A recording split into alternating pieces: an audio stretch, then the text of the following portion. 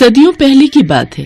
एक बार समस्त श्रेष्ठगण और विद्वान पंडित ऋषि मुनि के लिए एक सभा आयोजित होती है, जिसमें महर्षि वशिष्ठ, महर्षि विश्वामित्र और नारद जैसे महान विद्वान शामिल होते हैं। वो सभी आपस में इस बात पर चर्चा करते हैं कि भगवान राम का नाम स्वयं राम के अस्तित्व से बड़ा है। उसी सभा में भगवान राम के परम भक्त हनुमान जी भी मौजूद होते हैं। हनुमान जी उन सब की बातों को बड़े गौर से सुन रहे होते हैं। तभी नारद हनुमान की तरफ देखते हैं और मन ही मन सोचते हैं, राम का नाम स्वयं राम के अस्तित्व से बड़ा है और इस बात को तो मैं सिद्ध करके ही रहूंगा। कुछ देर बाद सभा का समापन होता है। सभी ऋषिगण वहाँ से प्रस्थान के लिए खड़े होते हैं तो हनुमान जी सबके अभिनंदन के लिए खड़े होते हैं। तो नारद जी हनुमान के पास आते हैं और उनसे कहते हैं, नारायण नारायण, क्या बात है हनुमान जी, आप सभी ऋषि गणों का कितना आदर करते हैं। जैसे ही सभा समाप्त हुई आप उनके अभिनंदन के लिए उठ खड़े हुए, लेकिन एक बात आपको अजीब नहीं लगती? कौन सी बात देव ऋषि जी, आप स्पष्ट शब्दों में कहिए कि आप कहना क्या चाहते हैं। ऋषि विश्वामित्र तो एक राजा है और फिर एक राजा का ऋषि के रूप में अभिनंदन कैसा? मुझे तो ये बात ठीक नहीं लगती। हनुमान जी देव ऋषि नारद की इस बात को भली भांति समझ जाते हैं कि वो क्या कहना चाहते हैं। इसलिए जब सभी ऋषिगण वहाँ से प्रस्थान करते हैं तो हनुमान जी हाथ जोड़कर उन सब का अभिनंदन करते हैं। लेकिन ऋषि विश्वामित्र के जाने पर वो ऐसा नहीं करते, जिससे इसे अपना अपमान समझकर ऋषि विश्वामित्र बहुत क्रोधित हो जाते हैं और वो चिल्लाते हुए राम के पास जाते हैं और कहते हैं, हे राम, तुम्हारे भक्त हनुमान ने मेरे अलावा सभी ऋषि गणों का अभिनंदन किया और जानबूझकर मेरी अनदेखी की। इसका दंड तो उसे मिलना ही चाहिए। ऋषि विश्वामित्र भगवान राम के गुरु थे, जबकि हनुमान उनके प्रिय भक्त। उनके लिए दोनों ही महत्वपूर्ण थे, मगर इस संसार में गुरु का स्थान तो सबसे ऊंचा होता है। इसलिए राम विश्वामित्र के शब्दों की अवहेलना नहीं कर सकते थे। काफी सोच विचार करने के बाद राम विश्वामित्र जी से कहते हैं, हे गुरुदेव, आप ही बताएं कि इस अवहेलना के बदले हनुमान को क्या दंड दिया जाए। उनकी बात सुनकर ऋषि विश्वामित्र क्रोधित हो जाते हैं और उनके ऊंचे स्वर से समस्त सभा कांप जाती है। राम, हनुमान को मृत्यु दंड दिया जाए, मृत्यु दंड, और इसे मृत्यु दंड तुम्हारे हाथों दिया जाए, यही इसकी सजा है। अपने गुरुदेव के मुंह से ऐसी बात सुनकर राम आश्चर्यचकित हो जाते हैं और हनुमान के लिए अपार प्रेम होते हुए भी ऋषि विश्वामित्र की बात का समर्थन करने पर विवश होकर कहते हैं, हनुमान, तुम्हारा ये दंड क्षमा योग्य नहीं है, तुम्हें मृत्यु दंड अवश्य दिया जाएगा। जैसी आपकी इच्छा प्रभु, आपके हाथों मृत्यु पाना तो मेरा सौभाग्य होगा। श्री राम अपने गुरुदेव की बात का मान रखते हुए हनुमान को मृत्यु दंड देने के लिए तैयार हो जाते हैं और हनुमान जी असमंजस में पड़ जाते हैं। मगर तभी नारद उनके पास आकर कहते हैं, नारायण नारायण, राम भक्त हनुमान, मेरी मानो तो राम नाम में लीन हो जाओ। हो सकता है उनके नाम में लीन होने से स्थिति में परिवर्तन हो जाए। नारद की बात मानकर हनुमान जी जंगल के बीचों बीच एक पेड़ के नीचे बैठकर राम नाम का जप करने लगते हैं। जय श्री राम, जय श्री राम, जय श्री राम, जय श्री राम, जय श्री राम। हनुमान राम नाम में विलीन हो जाते हैं और उधर राम हनुमान को मृत्यु दंड देने के लिए वहाँ उपस्थित हो जाते हैं।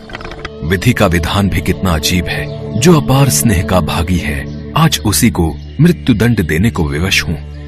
भगवान राम ख्यालों में खोए हुए ही होते हैं कि तभी उन्हें अपने गुरु विश्वामित्र के अपमान का स्मरण हुआता है और वो क्रोधित अवस्था में आकर अपना बाण निकालकर हनुमान की तरफ छोड़ देते हैं, किंतु उनके बाणों का हनुमान पर कोई असर नहीं होता। ये कैसी विडंबना है, मेरे सभी बाण निष्क्रिय क्यों हो रहे हैं? हनुमान आंखें बंद करके लगातार राम नाम का जप किए जा रहे थे। राम अपनी हर बलशाली शक्तियों का प्रयोग करके थक जाते हैं, किंतु वो हनुमान का बाल भी बांका नहीं कर पाते। राम आश्चर्यचकित होकर कहते हैं, कुछ भी हो हनुमान, लेकिन तुम्हें मृत्युदंड तो मैं देकर ही रहूंगा। अपने गुरुदेव को दिए वचन का पालन मुझे करना ही होगा। इतना कहते ही राम अपना ब्रह्मास्त्र निकालते हैं और उसका प्रयोग करने लगते हैं। वो जैसे ही ब्रह्मास्त्र का प्रयोग करते हैं तो तीनों लोकों में हाहाकार मच जाता है। जमीन से ज्वालामुखी फूट पड़ती है, सागर में ऊंची ऊंची लहरें उठ खड़ी होती हैं, पर्वत ढह कर गिरने लगते हैं, जंगल में आग लग जाती है।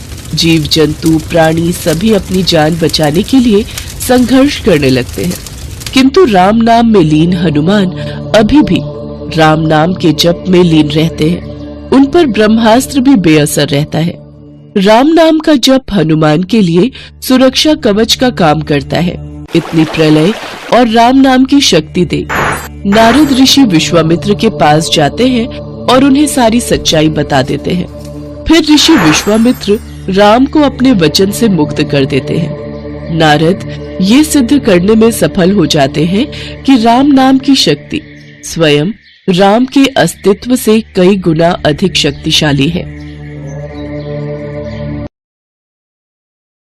एक बार की बात है, भगवान राम और देवी सीता बैकुंठ धाम में अपने राजमहल में बैठे वार्तालाप कर रहे थे। हनुमान जी भी वहीं बैठे थे। वार्तालाप के बीच में माँ सीता भगवान राम से बोली, प्रभु, बहुत समय से धरती का चित्रण नहीं देखा। पृथ्वीवासी सब प्रकार से कुशल मंगल तो है ना? मैं सोच रही थी एक बार धरती का चित्रण मेरे समक्ष अंकित कर देते तो मैं धरती वासियों का हालचाल जान लेती।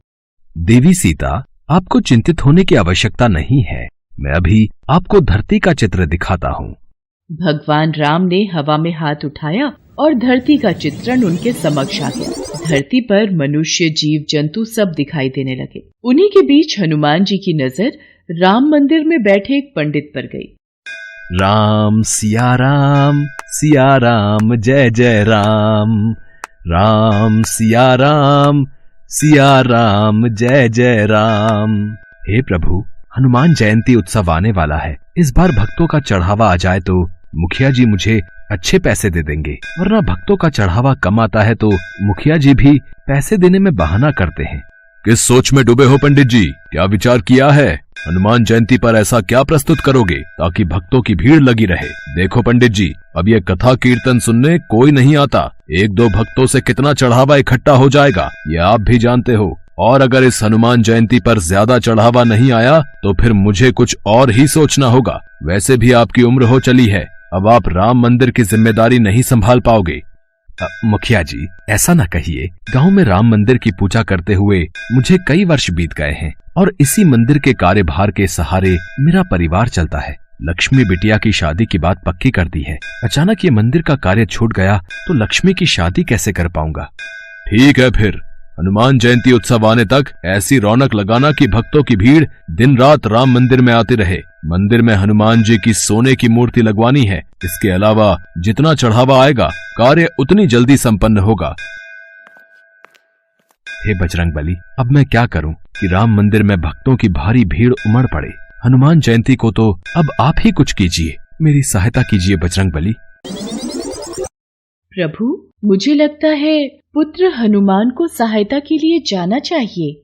सीते, हम भी हनुमान को यही कहने वाले थे। पवन पुत्र, तुम इसी समय धरती लोक पर जाओ और पंडित जी की सहायता करो। उन्होंने तुम्हें सच्चे हृदय से पुकारा है। ठीक है प्रभु, मैं इसी समय धरती लोक पर पहुंच जाता हूँ। हनुमान, तुम्हें साधारण मनुष्य की भांति ही पंडित जी की सहायता करनी होगी और आवश्यकता पड़ने पर ही अपनी शक्तियों का उपयोग करना। श्री राम और माता सीता की आज्ञा पाकर हनुमान जी मनुष्य रूप में धरती लोक में पंडित जी के पास पहुँचे। जय श्री राम पंडित जी, मैं बड़ी दूर से आया हूँ। क्या कोई काम मिलेगा? आपकी अति कृपा होगी। काम? इस मंदिर में तुम्हें काम तो दे दूं, पर मेरे पास इतनी धनराशि नहीं कि तुम्हें तनख्वाह दे सकूं। पंडित जी, काम के बदले में आप मुझे रोजाना मंदिर के चढ़ावे के फल खाने को दे दिया करना। मेरे लिए वही काफी है। इसे काम पर रख लेता हूँ। मंदिर के कार्य में मेरी सहायता करेगा तो मुझे भी सहारा मिलेगा। अब ठीक है, तुम आज से ही मंदिर की साफ सफाई और पूजा की व्यवस्था का कार्य कर दिया करना। हनुमान जी मंदिर का सारा कार्यभार संभालने लगे। पंडित जी बदले में हनुमान जी को भगवान राम के प्रसाद में चढ़े फल खाने को दे दिया करते। हनुमान जी के आ जाने से पंडित जी को भी सहारा हो गया था। एक सुबह जब पंडित जी कथा कर रहे थे, हनुमान जी अपने असली रूप में आ जाते हैं और मंदिर में भजन गाते हुए नृत्य करने लगते हैं। आते जाते भक्तों की भीड़ लगनी शुरू हो जाती है। भक्त मंदिर में चढ़ावा चढ़ाकर और आशीर्वाद लेकर हनुमान जी के भजन और कीर्तन नृत्य का आनंद ले रहे थे। ये सदानंद बजरंग बली की वेशभूषा पहनकर कितनी सुंदर झांकी प्रस्तुत कर रहा है। भक्त भी सदानंद को हनुमान जी के रूप में देखकर खुश हो रहे हैं। अब तो हनुमान जी पंडित जी के साथ मंदिर में अपने असली रूप में भजन कीर्तन करते और भक्त झांकी को देखकर खूब आनंद लेते। धीरे धीरे मंदिर में भक्तों की भीड़ लगने लगी और हनुमान जयंती उत्सव आते तक मंदिर में बहुत मात्रा में चढ़ावा आ गया। अरे वाह पंडित जी, इस बार तो कमाल हो गया। इस बार तो मंदिर में अच्छा चढ़ावा चढ़ा है। अब मंदिर की मूर्ति की स्थापना भी हो जाएगी। मुखिया जी, ये सब कार्य सदानंद के कारण परिपूर्ण हुआ। सदानंद ने हनुमान जी की वेशभूषा पहनकर मंदिर में बहुत ही सुंदर नृत्य और भजनों से भक्तों के बीच रौनक लगाई। फिर तो बहुत अच्छी बात है सदानंद, इस हनुमान जयंती पर महाकीर्तन में ऐसी ही वेशभूषा में कार्यक्रम प्रस्तुत करना। हनुमान जयंती उत्सव का दिन आ गया। हनुमान जी खूब नृत्य कर रहे थे। तभी आओ वीर सिंह, सुमित्रा, अच्छा हुआ आज तुमने वीर सिंह को भी उत्सव का न्योता दे दिया। पंडित जी, ये मेरा साला है। हनुमान जी की सोने की मूर्ति स्थापना में आज इसके भी शुभ हाथ लग जाएंगे। जीजा जी, हनुमान मूर्ति तो काफी भारी बनवाई है, बड़ी महंगी रही होगी। साले साहब, ये मूर्ति मंदिर के चढ़ावे में आए पैसों से बनी है। ये मंदिर की अमानत है, काफी पहुंचे हुए सुनार ने बनाई है। आओ स्थापना करते हैं। राम मंदिर में हनुमान जी की सोने की मूर्ति स्थापित हो जाती है और खूब धूमधाम से हनुमान जयंती का उत्सव होता है। पर अगले दिन, हे राम, हनुमान जी की मूर्ति कहाँ गई? मंदिर से मूर्ति चोरी हो गई। जीजा जी, हो ना हो, यह हनुमान जी की सोने की मूर्ति पंडित जी ने ही चुराई है और उनकी बेटी का ब्याह है और उन्हें पैसों की जरूरत है। तुम ठीक कह रहे हो वीर सिंह। पंडित जी को जब पुलिस पकड़ कर ले जाएगी तभी वो सच बोलेंगे। ऐसे उनके मुंह से सच नहीं निकलेगा। पुलिस को बुलाओ, पंडित को गिरफ्तार करेगी। इंस्पेक्टर साहब, असली चोर पंडित जी नहीं, मैंने ही मंदिर से मूर्ति चोरी की है। आप मुझे गिरफ्तार कीजिए, पंडित जी को नहीं। अरे सदानंद, तू ये क्या कह रहा है? तू ये सब क्यों कह रहा है? तू ये सब क्यों कर रहा है? इस चोर ने अपना गुनाह खुद ही कबूल कर लिया है। अरे गिरफ्तार कर लो इसे। इसे कड़ी से कड़ी सजा देना इंस्पेक्टर साहब। इसने चोरी की है, वो भी हनुमान की मूर्ति की। अच्छा हुआ चोरी का इल्जाम उस सदानंद पर आ गया। अब मैं इस मूर्ति को बेचकर ढेरों पैसा कमाऊंगा। अरे कौन है? कौन है? अरे ये कौन मुझे थप्पड़ मार रहा है? कोई सामने क्यों नहीं आता?